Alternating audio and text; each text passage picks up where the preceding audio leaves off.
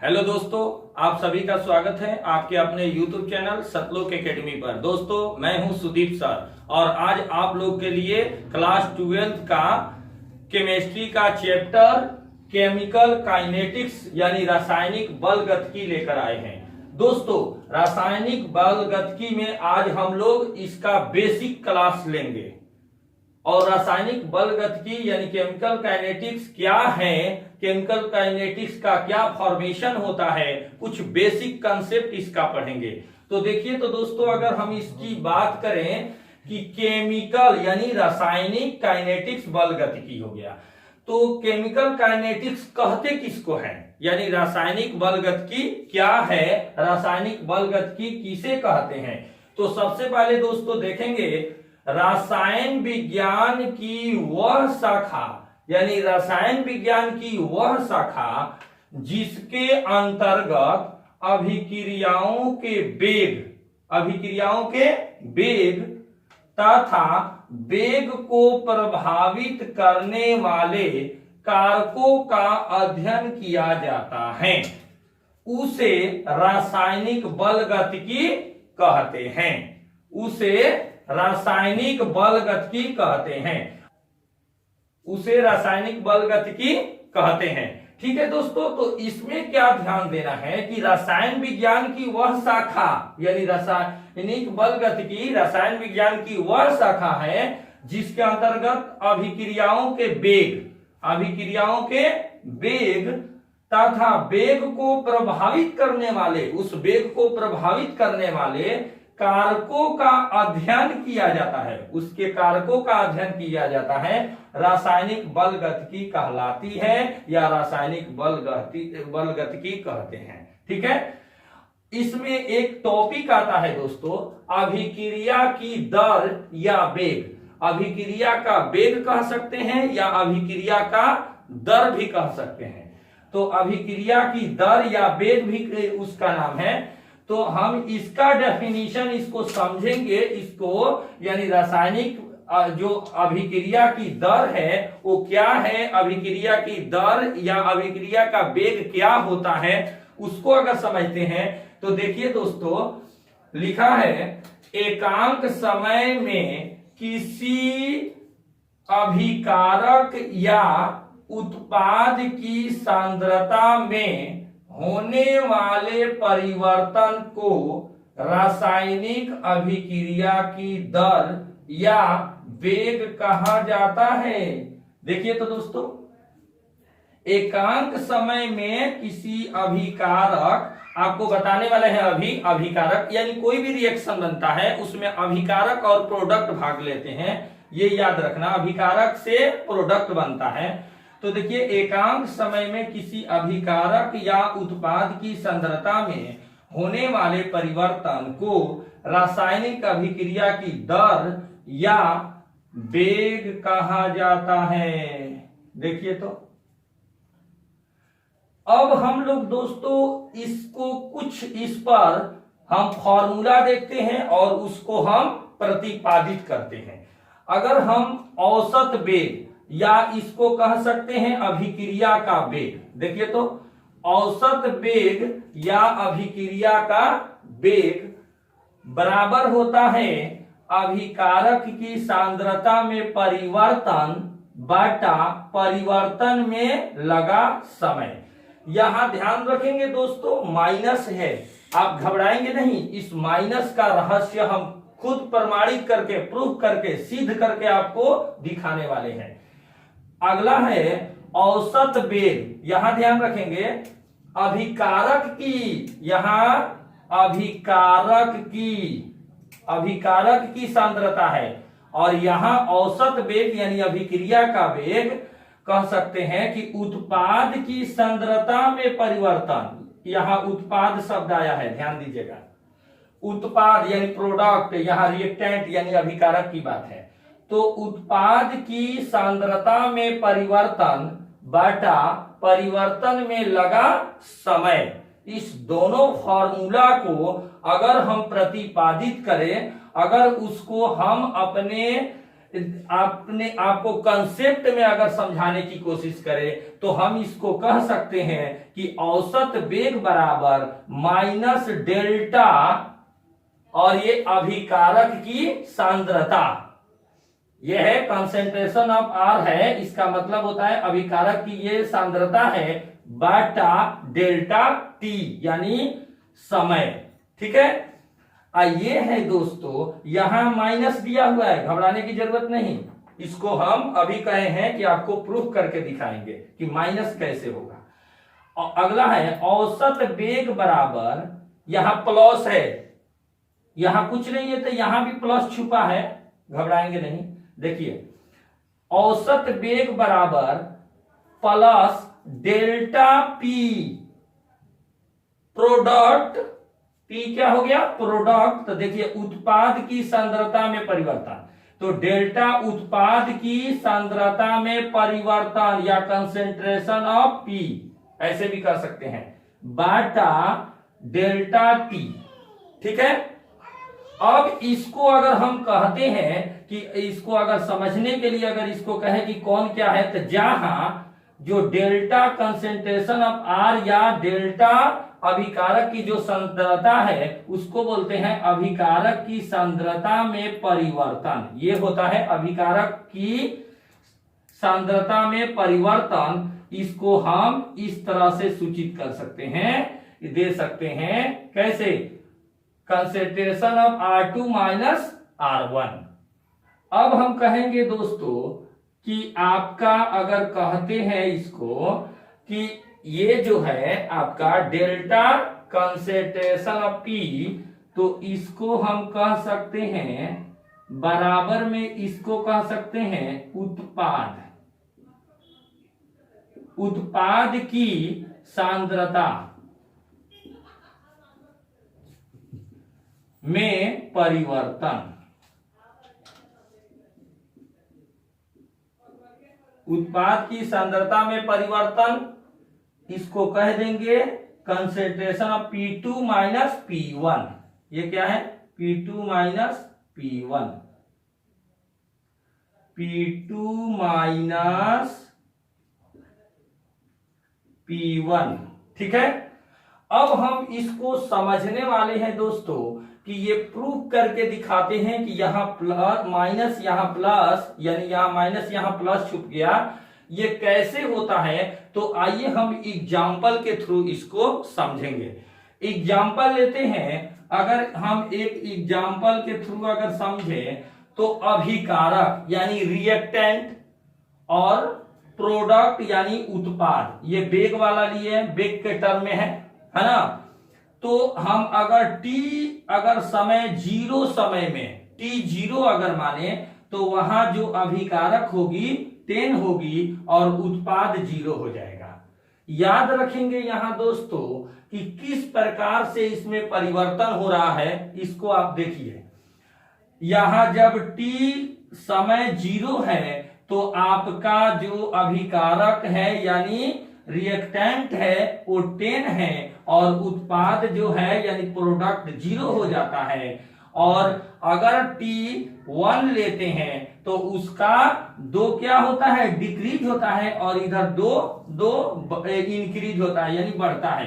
तो 8 होगा, यहाँ रिएक्टेंट अभिकारक होगा 8 होगा, तो यहाँ 2 उत्पाद कितना होगा, संख्या 2 हो जाएगा।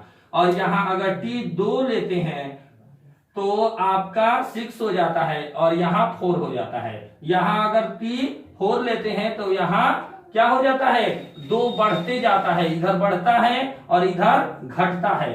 अगर T4 लेते हैं तो आपका प्रोडक्ट कितना हो जाता है, और रिएक्टेंट 2 होता है तो प्रोडक्ट की संख्या 8 हो जाती है। और इस प्रकार दोस्तों अगर समय 5 लेते हैं तो आपका रिएक्टेंट 0 हो जाती है, तब आकर यह 10 ये रिएक्शन यहाँ उत्पाद ये बढ़ जाता है, यहाँ आके पूरा हो जाता है। अब कह सकते हैं कि रिएक्टेंट में कमी आ रही है, तो हमने दिखाया अभिकारक यानी रिएक्टेंट में माइनस दिखा दिया, कमी आ रही है, देखिए तो। और यहां पर प्रोडक्ट बढ़ रहा है, इंक्रीज कर रहा है, तो हम कह सकते हैं कि यहाँ पर प्रोडक्ट बढ़ रहा है प्लस में। इसको अगर ट्रिक से समझेंगे तो इस प्रकार भी इसको समझ सकते हैं।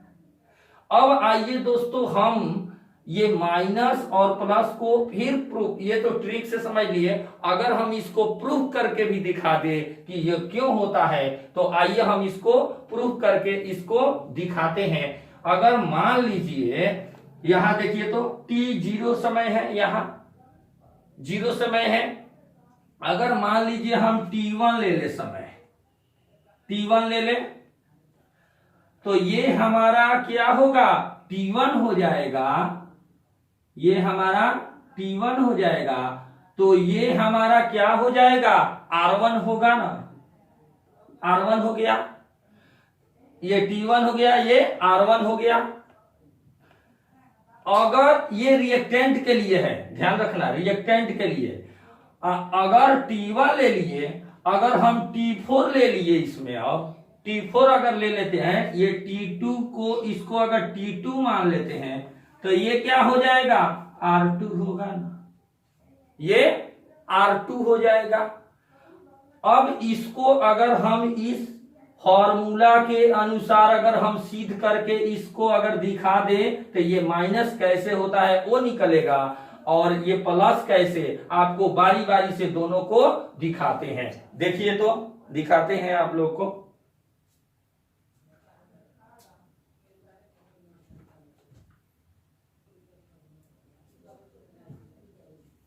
देखिए तो अब इसको माइनस और प्लस कैसे आता है उसको बताते हैं। देखिए दोस्तों, ये हमने अभिकारक के लिए अगर t1 कर दिया, इसको t2 कर दिया, r1 हो गया, r2 हो गया। तो अगर हम इसको इस फॉर्मूला के अनुसार अगर इसको प्रमाणित करें, कौन, r2 minus r2 minus r1, ये क्या है, अभिकारक की सांद्रता बाटा t2 माइनस t1।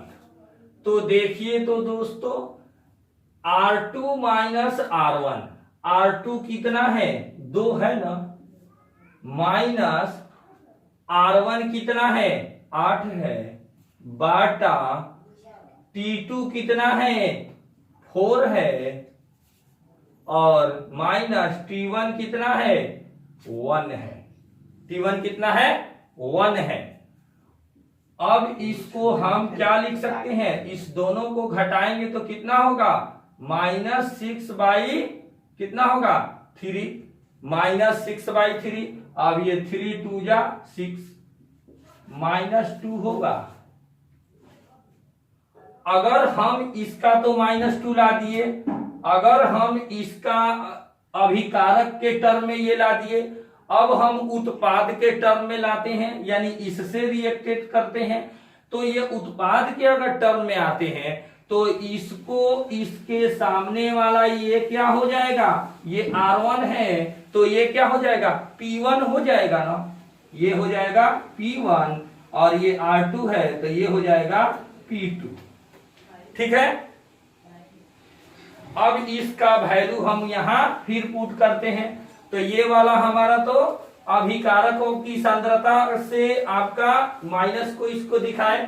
अब हम इसको अगर देखें, अगर दूसरा ये वाला अगर देख ले, मान लीजिए इसका कौन है, उत्पाद की सांद्रता, उत्पाद की सांद्रता को P2 minus P1, P2 minus P1 बटा T2 माइनस T1 बराबर, ये P2 देखिए तो कितना दिया है, 8 दिया है ना, माइनस क्या होगा P1 यानी 2, तो 8 माइनस 2 बटा कितना हो गया, T2 कितना है 4 माइनस T1 कितना है 1, 4 माइनस 1। अब हम इसको बनाएंगे तो ये कितना होगा 6 बाई 3, 3 2 जा 6 यानी 2 हो गया। तो ये प्लस में हो गया, कुछ नहीं है तो प्लस में है, तो ये प्लस में ये माइनस में है, तो हमको दोनों को बराबर चाहिए, क्योंकि रासायनिक बल गतिकी केमिकल काइनेटिक्स में जब हम फॉर्मेशन पढ़ रहे हैं तो इसमें दोनों को अगर बराबर करने के लिए हमको चाहिए, तो बराबर करने के लिए ये इस फॉर्मूला के अंदर यानी अभिकारक वाले फॉर्मूला में हम यहाँ इसीलिए माइनस का यूज किए यहाँ। अब ये माइनस हमारा क्या कर देगा, प्लस में जाके ये माइनस आएगा यहाँ। अगर यहां आता है तो माइनस माइनस क्या हो जाता है, डायरेक्ट +2 कर देगा, बराबर हो जाएगा एक जैसा। इसीलिए यहां माइनस आता है फॉर्मूला में और यहां प्लस आता है। ठीक है, ये हमने प्रतिपादित कर दिया इसका।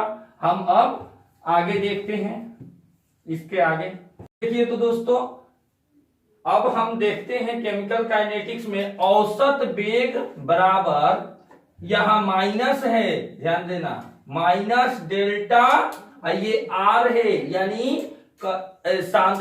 अभिकारक का सांद्रण बाटा डेल टी, ये है औसत वेग। इसको इस तरह से आर ए भी से, इसको एवरेज से भी इंडिकेट करते हैं, बराबर प्लस यहां क्या है, प्रोडक्ट यानी उत्पाद का सांद्रण बटा डेल टी। ठीक है, या इसको कह सकते हैं डेल्टा कंसेंट्रेशन ऑफ प्रोडक्ट यानी P बाय डेल टी।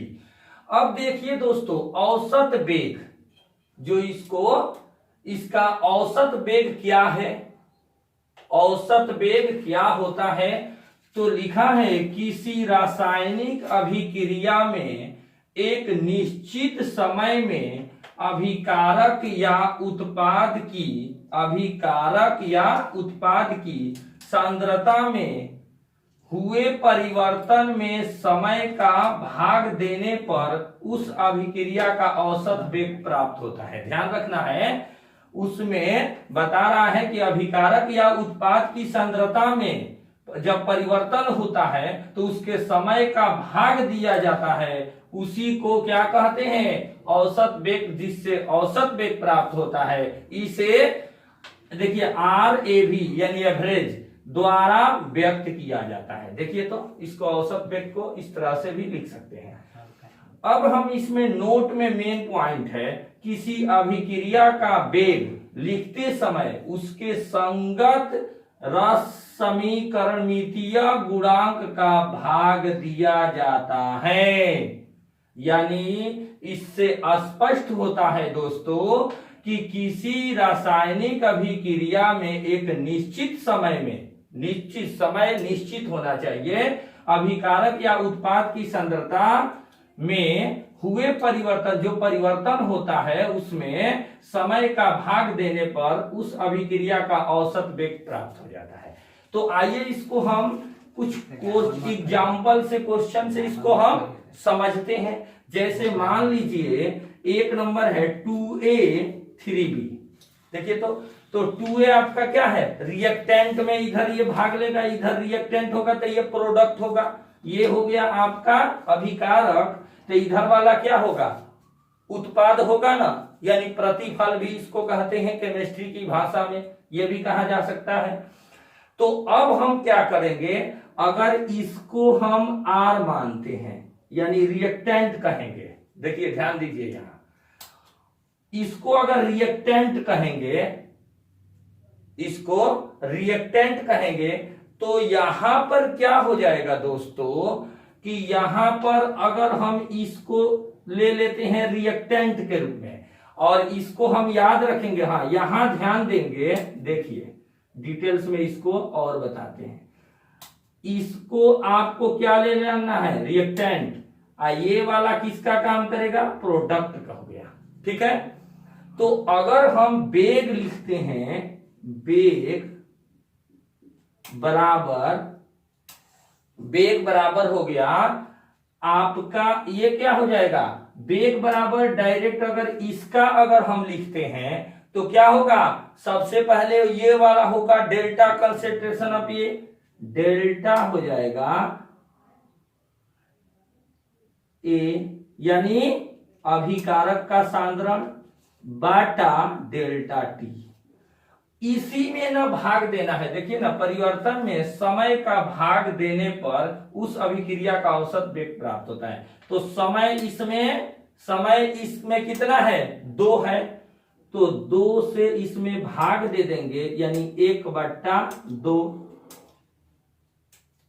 और ये क्या है, रिएक्टेंट है। तो हमको याद हुआ होगा कि यहां भी हमने पढ़ा था कि रिएक्टेंट घटता है, यानी अभिकारक घटता है, इसलिए यहां पर क्या होगा, ये माइनस में हो जाएगा, माइनस में हो जाएगा।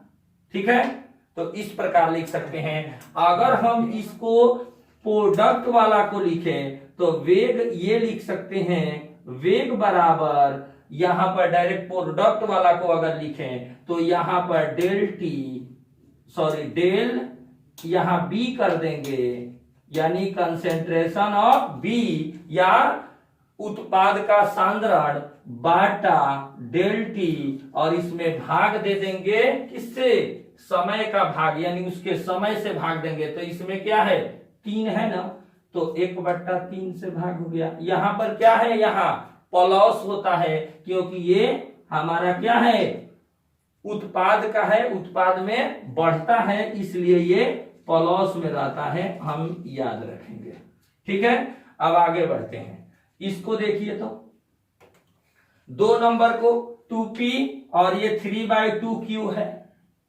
तो ये आपका एकदम इस पर ध्यान रखेंगे, ये हमारा क्या है, रिएक्टेंट हो गया, ये आपका प्रोडक्ट हो गया, ये हमेशा याद रखेंगे।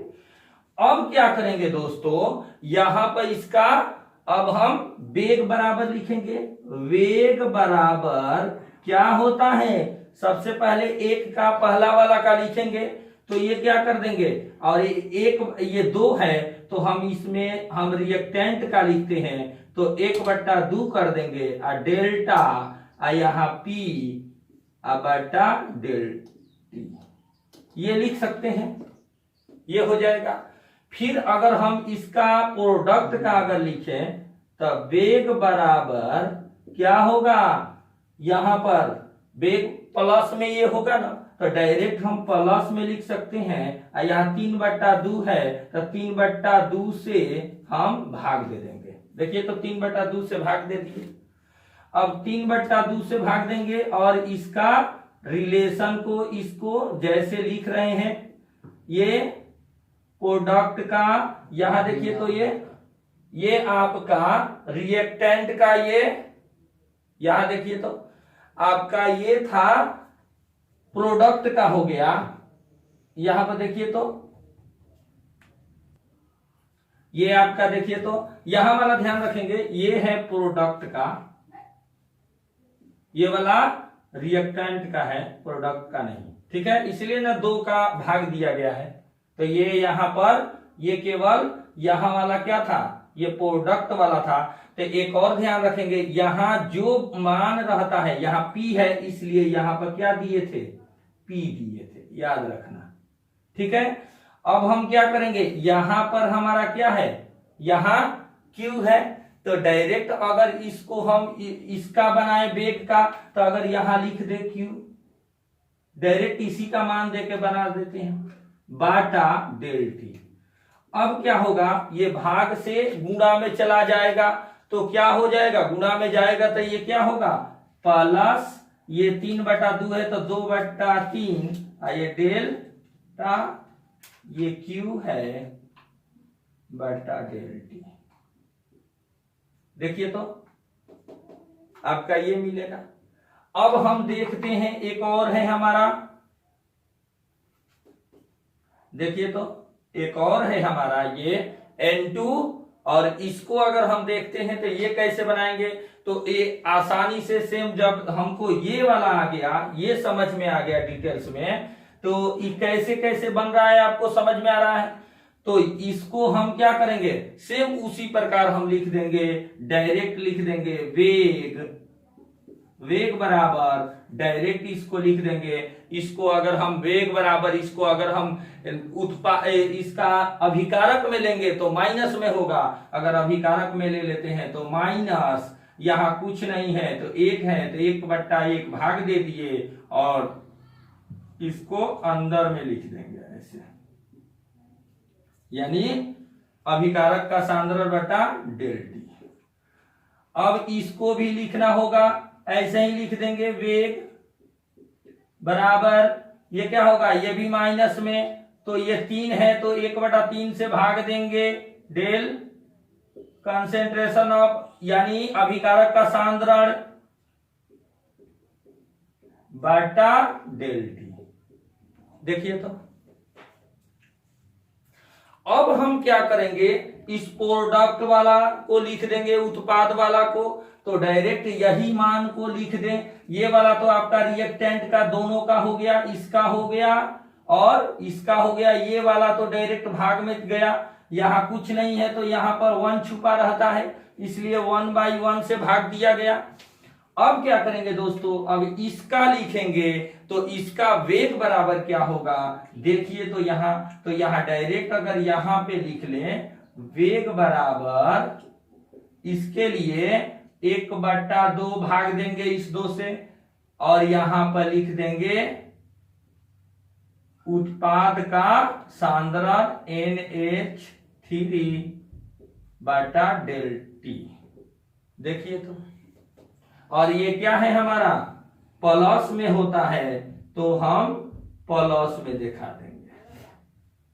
अब आपका फाइनल हो गया। देखिए तो दोस्तों हम लोग यहां पे क्या सीखे, इसमें बताया किसी रासायनिक अभिक्रिया में एक निश्चित समय में अभिकारक या उत्पाद की सांद्रता में हुए परिवर्तन में समय का भाग देने पर उस अभिक्रिया का औसत वेग प्राप्त होता है। तो हमने वही का किया, औसत वेग प्राप्त होता है, तो उससे यहाँ 2 था, हमने 1/2 भाग दे दिया, इसमें तुरंत यहाँ पर प्राप्त, जो यहाँ था वो लिख दिए, डेल टी होगा ही हमारा। इसके लिए हम, ये प्रोडक्ट का है, प्रोडक्ट हमने यहाँ, देखिए तो हमने यहाँ सीखा किसी रासायनिक अभिक्रिया में एक निश्चित समय में अभिकारक या उत्पाद की सांद्रता में हुए परिवर्तन में समय का भाग देने पर उस अभिक्रिया का औसत वेग प्राप्त होता है। हमने उससे 1/2 भाग दे दिया और औसत वेग का आपको एक बार माइनस में, यानी ये है आपका अभिकारक में, अभिकारक का सांद्रण एक बार दिखा दिया, एक बार उत्पाद के सांद्रण के रूप में, दोनों का वेग इसका फॉर्मेशन को यूज करके दिखा दिया। अब हम इसके आगे बढ़ते हैं। देखिए तो यहां पर जो अगर देखें, हाँ यहां पर विशेष ध्यान रखेंगे, किसी नोट में लिखा है किसी अभिक्रिया का वेग लिखते समय उसके संगत रश्मिकरणिकीय गुणांक का भाग दिया जाता है, हमेशा याद रखें। तो देखिए तो इससे 1/2 भाग दिए, और जब भी ये आपका रिएक्टेंट यानी अभिकारक का लिखाएगा तो हमेशा ये क्या होता है, माइनस में रहता है, क्योंकि ये कम होता है और प्रोडक्ट वाला बढ़ता है। तो ये वाला इधर वाला एरो के इधर साइड का देखिए तो प्लस में लिखाया है, ठीक है, और इसमें 2 1 था प्लस वाला, तो इधर 1 प्रोडक्ट था 1 दिखाए, यहाँ पर माइनस वाला 2 था अर्थात रिएक्टेंट 2 गो, तो दोनों को अलग अलग दिखा दिए माइनस में, और ये यहाँ कुछ नहीं है तो 1/2, और यहाँ पर 3 है तो 1/3 यानी भाग दे दिए 3 से, और ये वाला जैसे है वैसे लिखिए H2 डेल टी। देखिए तो ये वाला प्लस में होता है प्रोडक्ट। देखिए तो दोस्तों देखते हैं तात्क्षणिक वेग। तात्क्षणिक वेग क्या है, तो देखिए किसी निश्चित समय यानी क्षण पर अभिकारक या उत्पाद की सांद्रता में होने वाले परिवर्तन की दर को उस अभिक्रिया का तात्क्षणिक वेग या दर कहा जाता है। ठीक है, यानी किसी निश्चित समय या क्षण पर, समय निश्चित होगा, और अभिकारक या उत्पाद, कोई अभिकारक हो या उत्पाद हो, की सांद्रता में होने वाले परिवर्तन, जो उसमें परिवर्तन अभी दिखाए थे, होने वाले परिवर्तन की दर को उस अभिक्रिया का तात्क्षणिक वेग या दर कहा जाता है। जैसे मान लीजिए दोस्तों, अगर मान लीजिए रिएक्टेंट हो गया, प्रोडक्ट हो गया, कोई कार्य अगर 10 बजे होता है, अगर 10 AM में होता है अगर उसका 12 बजे तक ले उसका कार्य चलता है, तो इस बीच का वाला जो अगर मान लीजिए 11:05 का कोई वर्क पूछ दे कि क्या होगा तात्क्षणिक वेग, तो इसी को ज्ञात करना क्या कहलाता है, तात्क्षणिक वेग कहलाता है। देखेंगे इसे आर इंस्टेंटेनियस का उसका शॉर्ट लिखे हैं, के द्वारा प्रदर्शित किया करते हैं या किया जाता है। ये देखिए नोट में लिखा है, तात्क्षणिक वेग अभिक्रिया का वास्तविक वेग कहलाता है। हमेशा याद रखेंगे, किसी अभिक्रिया का वास्तविक वेग तात्क्षणिक वेग ही कहलाता है। आगे है, फिर देखते हैं अभिक्रिया के वेग को प्रभावित करने वाले कारक कौन कौन से हैं। देखिए तो 1 नंबर में अभिक्रिया की सांद्रता, 2 नंबर में उत्प्रेरक, 3 नंबर में प्रकाश व ताप, 4 नंबर में अभिकारकों का पृष्ठीय क्षेत्रफल। तो दोस्तों आज हमने क्या सीखा, हमने आज रासायनिक बलगत की जो आपका केमिकल काइनेटिक्स है उसका बेसिक क्लास लिए, और मुझे विश्वास है कि आप लोग को बहुत अच्छे ढंग से समझ में आ गया होगा, क्योंकि बहुत अच्छे कंसेप्ट के साथ मैं पढ़ाया और एक एक पॉइंट को बताया, कौन से पॉइंट किधर से होता है। आप लोग मेरे इस वीडियो को अगर पूरे गहराई से शांत भाव से अगर देखेंगे तो रासायनिक बलगत की जिंदगी में कभी भी नहीं भूल सकते दोस्तों केमिकल काइनेटिक्स के बारे में, क्योंकि मैं बहुत बेसिक क्लास इसको लिया हूं। और इसके आगे का जो मेरा नेक्स्ट जो वीडियो होगा जो इस केमिकल काइनेटिक्स का, उसका भी आप लोग देखने के लिए मेरे चैनल को सब्सक्राइब, अगर नए हैं तो सब्सक्राइब कर लेंगे और बेल आइकन को प्रेस कर देंगे, ताकि मेरा इसका अगला जो वीडियो बनेगा वो आपके पार्ट 2, ये पार्ट 1 है, पार्ट 2 जो आपके सबसे पहले उसका नोटिफिकेशन मिलेगा। ठीक है दोस्तों, तो हम लोग अगले फिर पार्ट 2 वीडियो में आप लोग से मिलेंगे। थैंक यू, धन्यवाद, बेस्ट ऑफ लक।